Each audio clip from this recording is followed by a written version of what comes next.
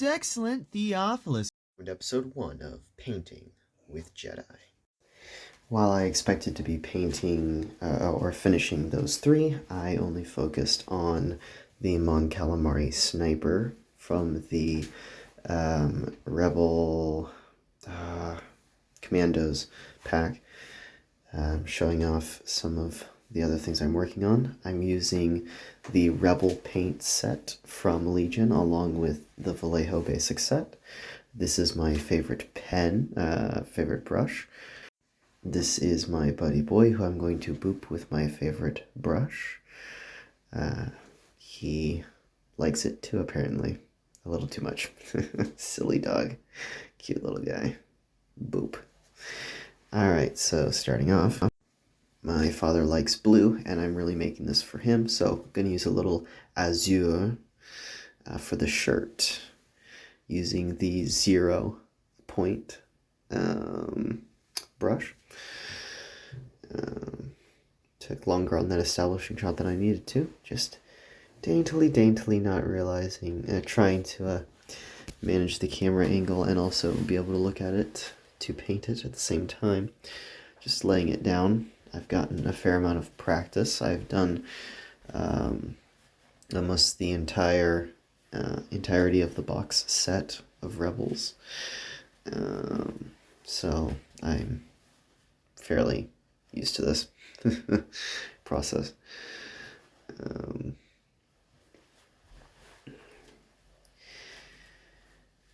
Just gotta get the detailing in there, managing between you being able to see it and me being able to actually get detailing done.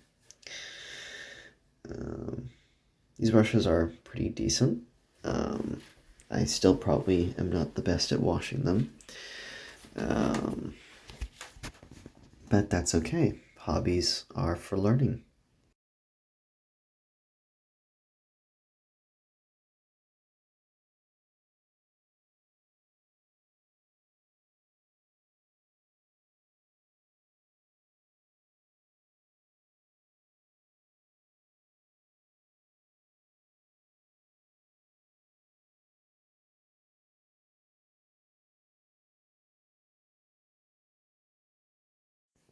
Wow, that was a lot of detailing that we showed off.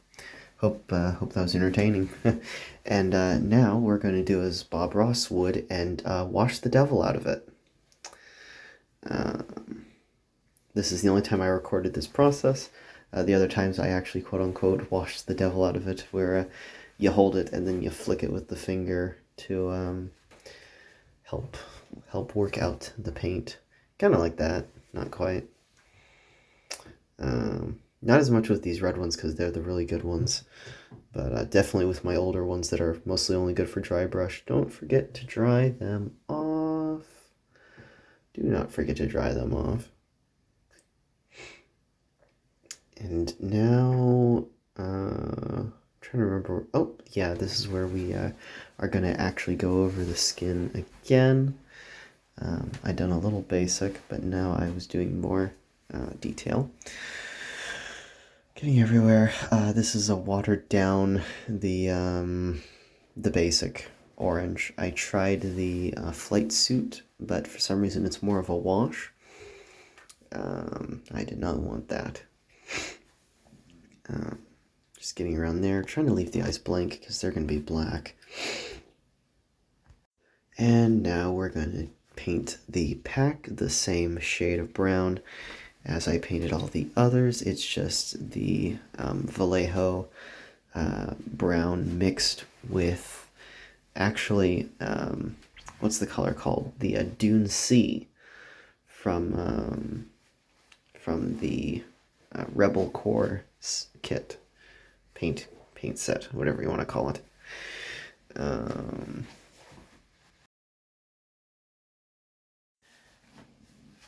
Yeah, I understand how the putting the paint on the thumb has its practical application. I literally never intentionally tried it before, except for thinning what's on my brush. But I actually found myself using it in this project, turning my thumbnail into a literal palette.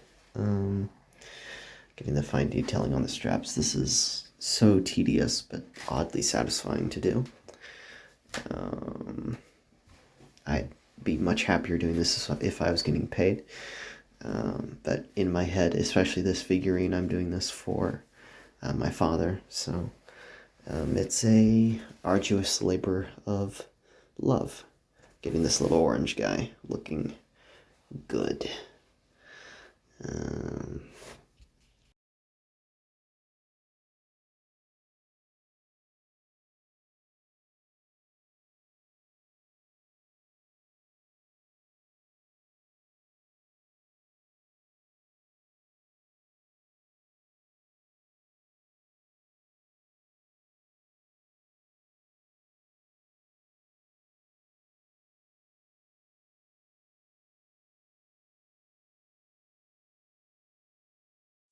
And after getting more paint on there, probably washing it in between, I'm now doing the other leathers, holster, actually incorporating that access on the thumb.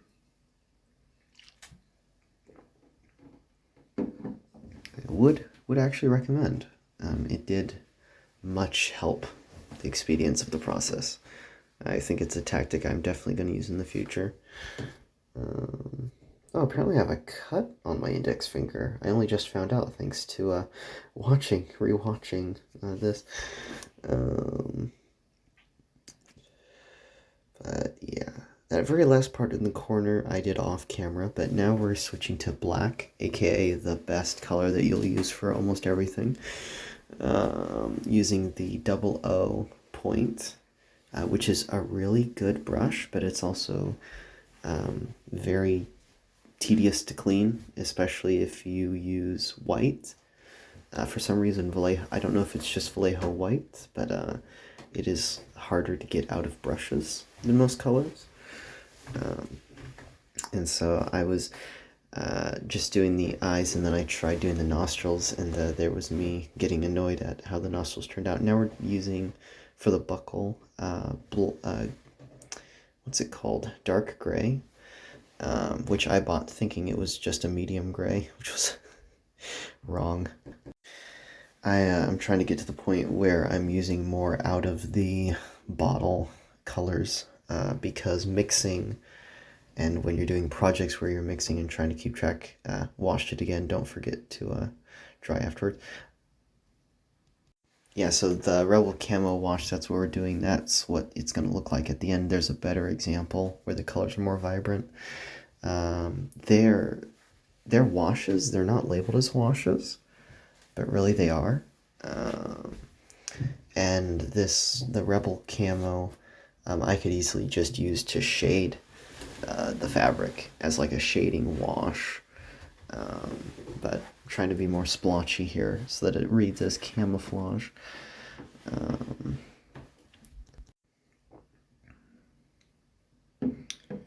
Just dabbing it,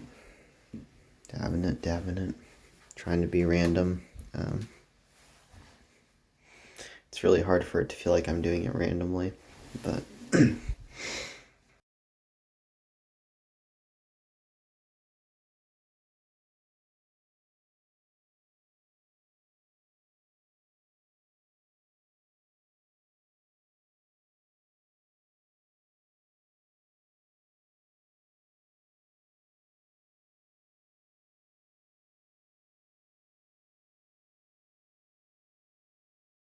can't forget about that cross hatch right there.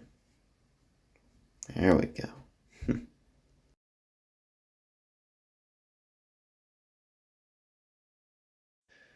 see, is this where we came back with just the base? Nope. So here I wanted to show off what my angle actually looked like. Had no clue that my shoulder was covering most of the shot. I normally hold it based down on the table so that I can hold it still a bit better. I don't remember what I was painting at this point. And My shoulder doesn't help. Oh, I think this is where I was painting the whites of his eyes. It looks like it because I'm attacking the head. Or is that the wash? I tried using the strong dark tone wash from the Rebel set. Yep, that's exactly what I'm doing. And now to apply the Green Squadron, you can kind of see some of the shading effects of the strong tone wash on his head and hopefully some of his gear. Although I didn't catch his gaiters until the very end, and it took me way too long to come to the conclusion that this attempt at an angle made almost everything out of frame. My apologies.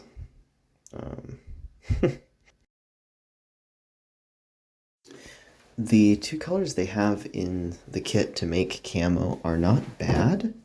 They're just not properly identified as washes, which is really misleading and could lead you to damaging your brushes if they're not meant for that. So now we are tackling... oh yeah, no, this is where we added the proper camo, or the other half of the equation. Green Squadron, it's called. Rebel Camo and Green Squadron. With my shock trooper in the background. And that's actually a custom Leia figure I got off of Etsy. Box Otter Bug interrupted me. And this is... I thought that'd be a little more entertaining, showing more of the washing the devil out of it method. There's me pre-painting the inner area of the arms before I can attach them, so that those areas are painted. I decided to go with the dark gray rather than black for this sniper rifle. I've been going with black for the main weapons. There's me adding the whites of the eyes. I've been going with black for the weapons for the most part as kind of an aesthetic, but for the special stuff, I've been a little more nuanced, I guess. Here's me doing in the orange of the hands.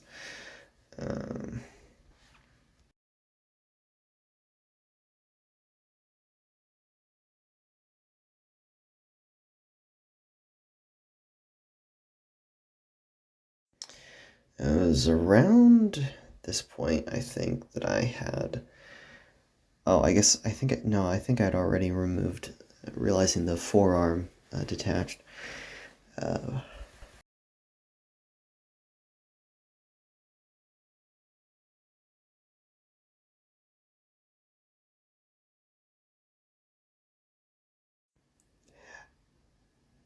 And putting it in the socket to dry so that the paint could dry and not touch anything. There's the other arm. Holding it by the thing that will connect into the body. And just putting on that mixed white and orange, which came out really nice. I like the simple mixes.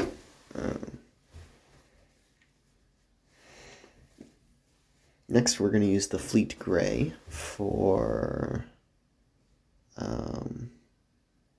Alright, we're going to do up one of... Oh, I meant to click pause, and I apparently didn't in this segment. I'm absolutely sorry. But with the Fleet Gray, next we're going after... There's me fiddling with that arm. Trying to allow it to dry. I brought up the Fleet Gray for, we'll see later. Here's just me fiddling. Oh, there I am with the super glue. Accidentally dripping some on there. Created a scare. But I did use that puddle to dip the wrist connection. And then, well, boom. Put the two together.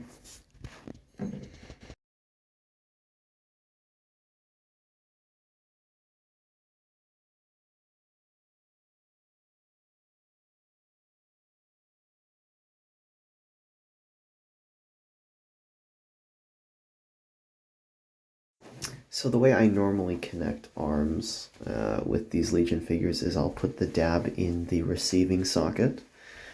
Here I put in way too much, and so I was being redactive and clumsy, so it it got on my fingers doing this. Especially because it didn't go in properly, that's why I'm fiddling with it. Had to do even more cleaning, and I would end up doing even more after that. Painting in finally the black of the soles of the shoes. This is the size 3 brush. Showing off why I really love it is that it can cover wide areas like the soles of the shoes, but it can also do the rims of it. It's so good, so versatile. I love it. I hope I don't ruin it. If I do, I'll need to buy more.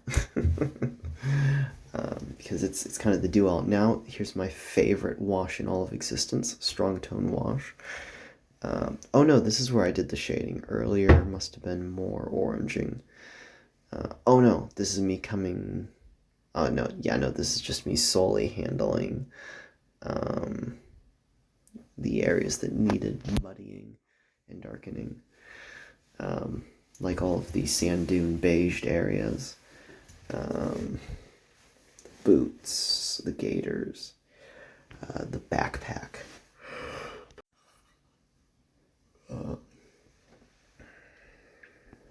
It muddies and it shades. So for leathers, it's really good at shading.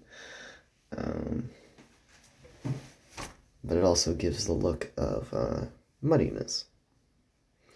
And yep, here's where I risk it and try using it to shade the head and the forearms to a much lesser degree.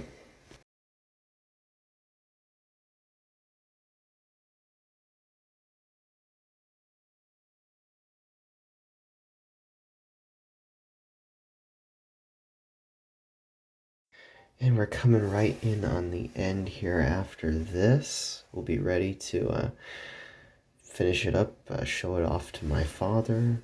Then he can table it, and it can be fair when I use my sniper. And all we have to do now is varnish it.